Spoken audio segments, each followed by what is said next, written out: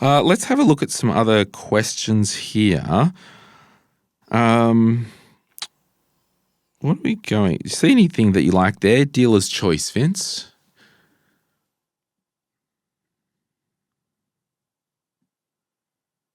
Oh, this one here. This one here. BC Nelson on Instagram. 3-year investing plans for those starting at 30. That doesn't exist, does it? It's called cash. Yeah, and that's not investing.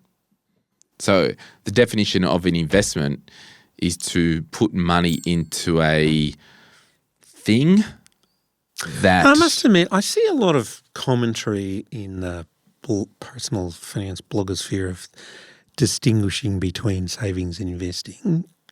To me, savings is the act of not spending it now. Investing is putting it to work, whether at risk. Or even if it's in a deposit account. I mean, that's an investment in my book. In a term deposit account or a high interest saving. Either way. It's just a conservative one. Yeah, it's just a conservative investment. That saving is the act of not spending and investing is the putting it to work. So investment, the use of money, time or effort today with the expectation of a future return. That return might be financial like income or growth or non-financial like skills, health or opportunity. You give something up now so future you is better off. Yeah. But the question about the 3 years is actually not quite as clear-cut as we just flippantly said. I mean, you would normally say that money you need in 3 years' time should not be at risk in the market.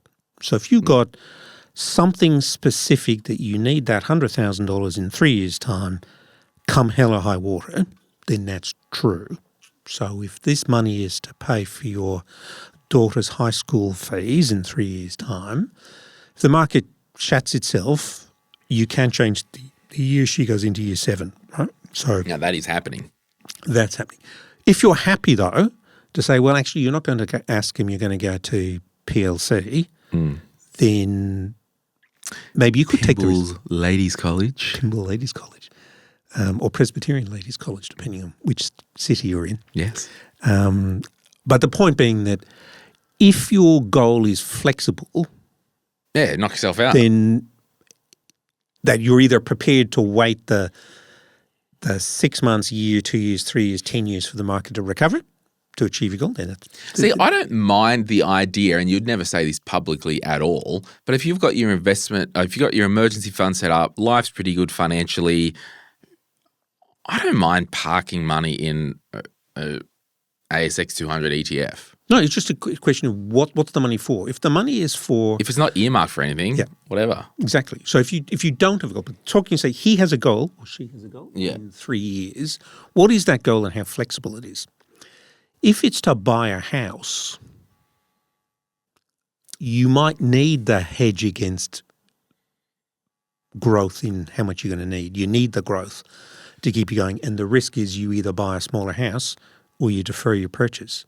But if you have to buy that year because that's when you're going to have a family or whatever, then the dynamics are different. So at the risk of sounding like a broken record, it does come back to that goal and how rigid it is.